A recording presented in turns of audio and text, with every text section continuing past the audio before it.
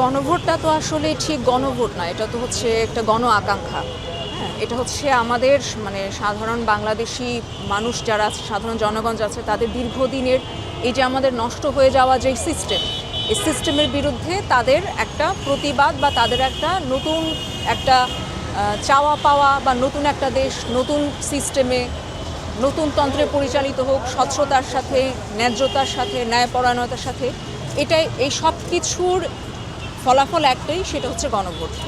তো আমরা যারা হচ্ছে এবারের নির্বাচনে গণভোটের পক্ষে ছিলাম বা এবারের নির্বাচনে যারা এবার ক্ষমতাসীন দল, তারা একই নির্বাচনে একই সাথে তারা নিজেরা সংখ্যাগরিষ্ঠতা অর্জন করে সংসদে গিয়ে সরকার গঠন করলো ঠিকই, কিন্তু গণভোটের রায় ক্ষেত্রে, গণভোটের রায় কার্যক্রমের ক্ষেত্রে বা ওটার বাস্তবায়নের ক্ষেত্রে শুরু থেকে তাদের চিন্তা ভাবনা বা তাদের কথাবার্তা এই সব কিছু রিফ্লেকশনটা কিন্তু কিছুটা মানে বিচারিতার মতো মনে হচ্ছিল আমাদের কাছে। তো সেটা নিয়ে শুরু থেকে আমরা সোচ্চার ছিলাম।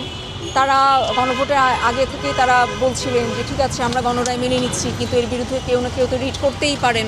হ্যাঁ, আলটিমেটলি তারা সরকার গঠন করার পরে রিট কিন্তু হয়েছেই, এবং বিএনপিপন্থী আইনজীবীরাই এই রিটটা করেছেন, সেটা আমরা জানি। তো এই যে সংবিধানের দোহাই দিয়ে, এই আইনের দোহাই দিয়ে, বিভিন্ন রকমের দোহাই দিয়ে এই যে তারা ফাইনালি গণভোটটাকে ল্যাপস করে দিল, গতকালকেই কিন্তু এটার বাস্তবায়নের শেষ দিন ছিল, সেটাকে তারা যে ল্যাপস করে দিয়েছে, এটা কিন্তু সহজ বাংলায় পুরো দেশবাসীর সাথে প্রতারণা। এক কথায় এটা প্রতারণা।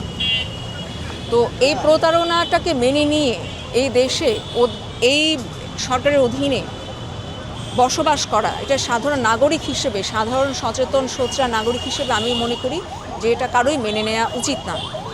সেই জায়গা থেকে আমরা কিন্তু আমাদের প্রতিবাদের অবস্থানটা আমরা জারি রেখেছি। একই সাথে আমরা যখন দেখছি যে আরও বিভিন্ন অধ্যাদেশ তারা বাতিলের একটা পায়তারা করছে, সেটাও কোনোভাবেই কিন্তু সমর্থনযোগ্য না। তো সেই জায়গা থেকে এই যে আজকের এই অবস্থানে যে ওয়ারিয়ার্স অফ জুলাইয়ের যারা অনশন কর্মসূচি নিয়েছে বা আমাদের পক্ষ থেকে বা অন্যান্য যারা অবস্থান কর্মসূচি নিচ্ছে বা পরবর্তীতে হয়তো বা আমরাও সর্বসম্মতভাবে একটা গণঐক্যের মাধ্যমে একটা অবস্থান কর্মসূচি এবং গণ অনশনের দিকে যাব, এই উদ্যোগটাকে আমরা সাধুবাদ জানাই এবং এর সাথে আমরা সম্পূর্ণ একাত্মতা প্রকাশ করি।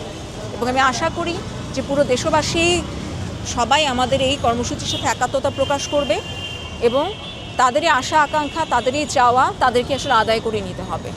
দিন শেষে আসলে এটাই প্রতীয়মান যে আমরা আসলে যাদেরকে সরকার গঠন করে এনেছি তারা আসলে জনগণের রায়ের পক্ষে, জনগণের আশা আকাঙ্ক্ষার পক্ষে তারা শ্রদ্ধাশীল না।